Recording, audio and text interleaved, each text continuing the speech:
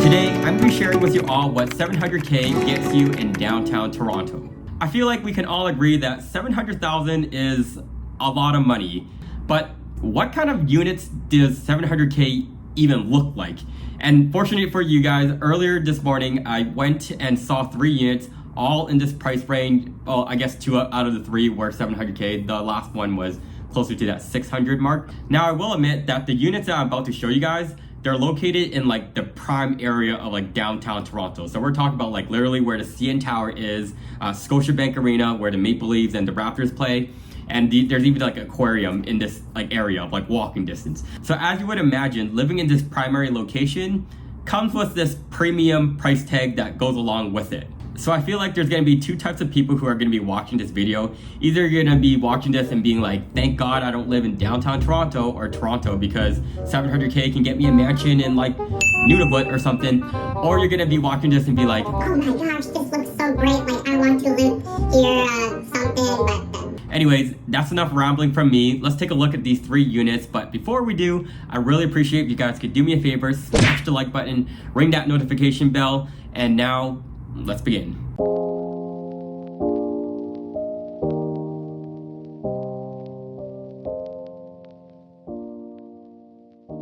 This here is the first unit that we took a look at for today. It is actually pretty nice inside. It's pretty new. It is a 1 bedroom, 1 bath at 570 square feet, and they're listing it at $610,000. I know it's a little bit crazy, but this is just what's expected when you're like this dead center in downtown Toronto. And the funny part about this all is that there's actually no parking that's assigned to this space, which may be an issue for some people, but some could make the argument that it's not an issue because you're that center downtown, you're literally walking distances to like your favorite amenities or restaurants.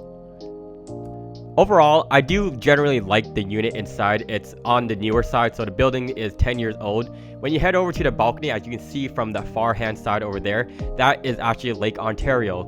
So you do have views of the water itself, but the unfortunate part is that you're surrounded by other condo buildings, so you see all those glass buildings over there. But I would say that this unit is pretty nice. The bedroom itself, the neat thing is you can fit a king size bed. I don't think you can probably fit a desk inside as well, but you can also leave from the bedroom outside to the balcony as well, so I thought that was pretty interesting. This is us making our way over to the second unit of the day. It is a 1+1 bedroom, so a bedroom and a den, 1 bathroom, and this one actually has a parking space, which is nice because let's just say you don't have a vehicle when you're living downtown, you can still very well rent out that parking spot for like $200, $250 easily downtown in that space. And we have 622 square feet. And the price point that your game here for this video is $700,000 listed. It could go potentially a little bit higher, a little bit lower, but that is the price point that they're looking at. And we just passed the den area over there.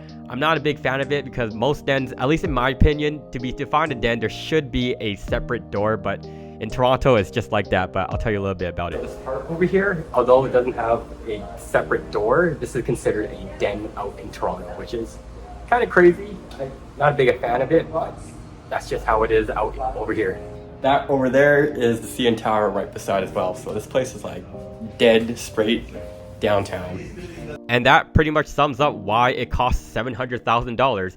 In my opinion, it's not that the unit is worth $700,000 at all, but it's the location. Because literally, when you look out the windows, you see the CN Tower, you see the Rogers Center, and that's why, even though this building, from the look of it, it's about 16 years of age, it's still going at this price point because of its location. We're gonna make our way over now to the final unit of the day. It is another 1+1 bedroom, so a bedroom and a den, 1 bathroom, 1 parking space, which is still nice, and out of all the units we've seen so far for today, it's the largest at 712 square feet, and they're listing it at the highest price as well at $720,000. Out of the 3 units that we saw of the day, this one would probably be my favorite of them all.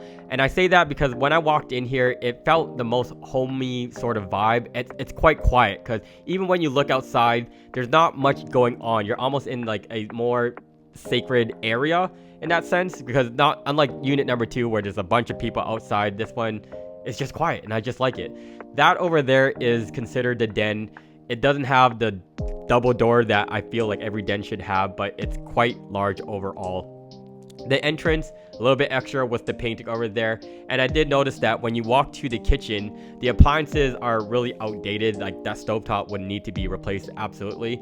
The bedroom is quite spacious, that you can fit a king or queen bedroom and also easily fit in a desk over here, which is nice. One thing that I was quickly reminded when looking at all these units is that I know you guys all know this, but never go just by what is shown on a picture. So your realtor, your agent might send you pictures of the unit and you might be thinking like, oh my god, this is so nice, it's ready to go. And when you go there, you are quickly reminded of like, wow, this looks absolutely nothing like the pictures itself. Like generally yes, but you can tell, but even with this unit, that there are things that needs to be upgraded.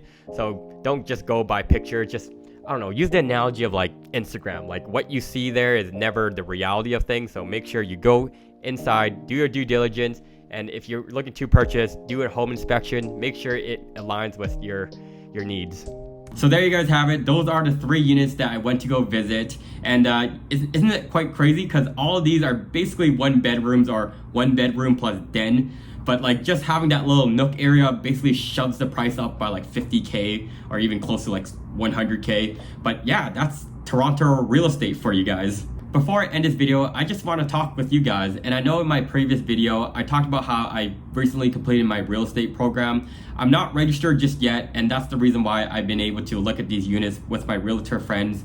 But the reason why I bring this up is because I want you guys to know that my style of video, I don't intend on it changing, or like how I come off in these videos. I'm always going to still tell you guys the truth. Like in no way do I believe that when I become a real estate agent that I'm going to be changing, like, oh, I'm going to be telling you guys that like Toronto is the best place ever. Like my opinions towards the city does not change. My opinion of Calgary, Winnipeg, or any other Canadian cities that I've talked about in the past, I will not change how I come off in these videos just to make a sell or any of that stuff. Honestly, I wouldn't even be surprised at how my bluntness about the city might hurt me in the future or my videos. But like, I can't just fake things and tell people how great it is to live in the city when I know that it's not perfect. But I will say that if it works for you, great. And if you want to work with me, great in the future. Again, I'm not even registered at this point of this video, so don't start reaching out to me just yet. But like, I just wanted to just have that that transparency with you guys, because YouTube has been the thing that of why I even want to do real estate, because I just looked at my videos and thought like, hey, like maybe real estate is kind of like the next low jump over here. But YouTube, at least in my heart, is probably going to be the #1, or will always be my #1. So if you made it to the end of this video, thank you so much for watching. I hope this kind of gives you some more light about what the city of Toronto looks like in the downtown core area.